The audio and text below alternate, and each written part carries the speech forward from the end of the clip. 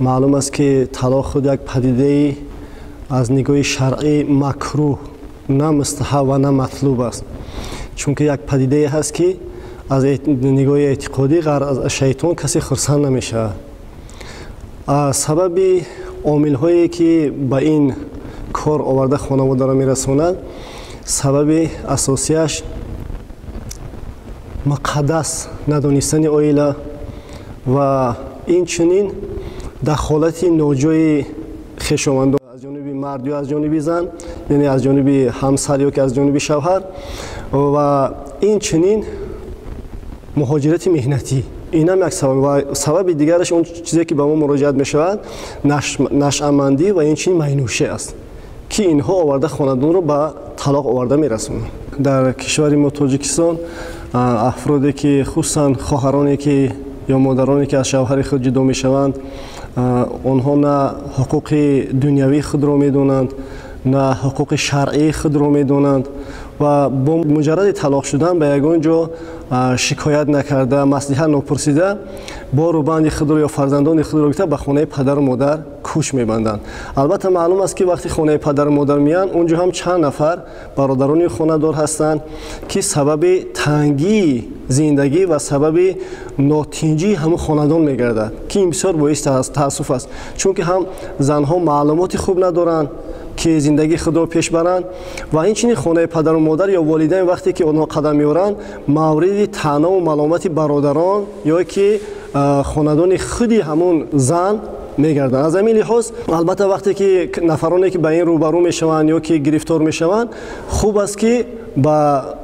جایهای دخلدار مراجعت کنند، حقوقهای دنیوی و حقوقهای دینی خود را آگاهی بیابند. وقتی که به مرکز اسلامی برای ریاست فتوا چنین خواهران مراجعت میکنند، ما البته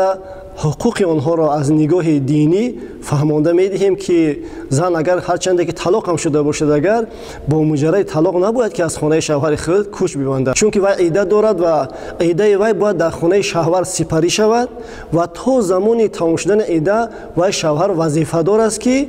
زن را با مسکن، با خوراک، با پوشاک، همه اون چیزایی که در دوام پایدار بودن این نکاح وجود داشت، آنها را باید که رعایت کنه. معلوم است که قسمت زیادی آنها معلومات عالی ندارند و این چین از بین خود زنهای فرهنگی یا زیایی زنهایی که دارای معلومات هستند با این چین روبرو میشن، چون که این طبیعت بشری از خواه ناخواه با این چیز دچار میشوند.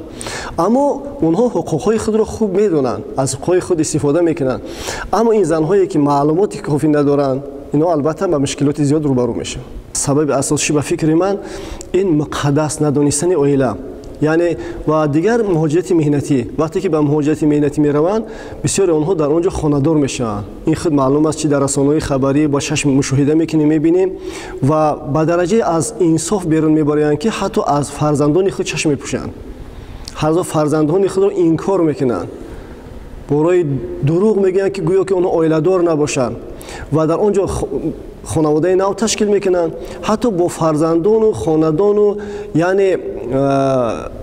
پدر و مادر خود حتی تماس تلفنی هم نمیگیرند. سبب همه اینو دور شدن از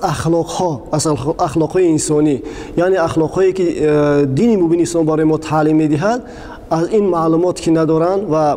محور اعتقادی خوب که ندارند، من فکر میکنم که شاید به همین چیزها روبرو میشن. اگر اونها یک باوری و یک معاد داشته باشند و بدونن که یک مسئولیتی هست که بعد از این با ما پرسیده میشویم، فکر میکنم که به این کارهای نامطلوب دست نمیزنن. زیاده از 71% عائله هایی که امروز در جامعه ویران میشوند، نفرانی هست که اونها خود یکدیگر را یافتند، یکدیگر را اختیار کردند به دخالت کلانسالان، به دخالت پدر و مادر. مشورت پدر و مادر بسیار خوب است، چون که اونها تجربه نهایت زیاد دارند، تجربه کلان دارند. هیچ وقت چه از جانب شوهر چه از جانب دختر برای با یک کار نامشروع فرزند خود را هیچ وقت تله نمیدهد. اگر خود پیامک نویس اگر اقرار کند، اعتراف کند که همین پیامک رو من نوشتم و این پیامک نوشتم راضی هستم، اگر منکر نشود، اگر جای بحث ندارد، چی از نگاه عقل و چی از نگاه شرع. اگر رفتم منکر شود، بگر پیامک رو من ننوشتم، احتمال دارد که ساخته یگان نفری غرضناک باشد، از این نگاه طلاق واقع نمی شود.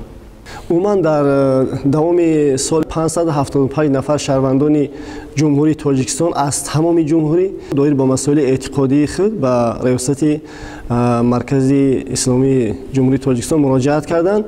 و به هر مسائل گوناگون، هم مسائل اعتقادی، هم مسائل عبادتی، هم مسائل خانوادگی. از این رو بعضی قسمتی آنها مثلا از این مقدار 72 نفر عاید خط طلاق مراجعت کردند. خصوصا نفرانی که شوهراشون به مهاجرت مهنتی سفر میکنن و مدت 10 سال، 6 سال، 7 سال، بعضیش قریب تا 14 سال در قید ما وجود دارد که از فرزندان خود، از همسر خود سراغ نکردن و بعضی ها مدت 1 ماه زندگی کردن همگی یا 2 ماه و پرتافته و مهاجرت مهنتی رفتن، دیگر سراغ همسر خود نکردن. این انسان است باید که پشت زندگی خود باشد، در خانه پدر و مادر تا بکی این انتظاری میکشد. اینا مراجعت میکنن به ما، اگر اینا عقد نکاح دولتی نداشته باشند، اگر موافق قرار شورای علما از سال 2001 بعد از 4 سال در اساس عریضه خودی همون خواهر که زندگیش دوام دادن نیست و اینچنین معلومات از رئیس محله که واقعا همین خواهر در همون محله زندگی میکند و رئیس محله خوب آگاهی دارد که واقعا شوهرش نیست و اینچنین 2 نفر مرد دیگر شاهدی میدهد طبق مذهب امام ابو حنیفه رحمت الله علیه، یعنی نکاح مسلمانی آنها بکار کرده میشه. البته این خود معلوم است که هیچ وقت پیش طلاق را کاملا گرفته نمیشود. این طبیعت انسان خود به این چیز وارد می شود. این طلاق یک پدیده ای نیست که دین مبین اسلام این را بالای کار آورده باشد. در دین‌های قبلی هم، از جمله در دین یهودی هم، در دین مسیحی هم، در بین یونانی ها، در بین رومی ها این چیز وجود داشت و از این سخت‌تر بود.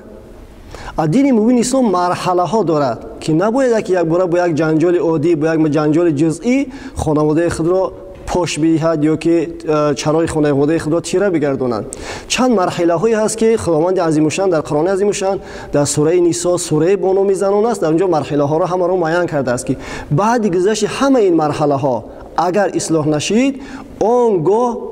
میتوانند که آنها پشت زندگی خود باشند. پیشنهاد من همین است که جوان ها باید که مسئولیت پدری را یا مسئولیت مادری را و اینچنین مقدس بودن عائله را خوب درک کنند و این در صورت می شود که یعنی جوان ها از نگاه اعتقادی، از نگاه اخلاقی، یعنی شعور آنها خوب تربیت کرده شود. یعنی آنها تربیت کرده شود که همچون فردی مسلمان باید که به یک نفری که با توسط احکام الهی برای حلال گردیده است ظلم نکند و او را در چارچوب زندگی همسر خود را، بخت خود را رها نگذارد.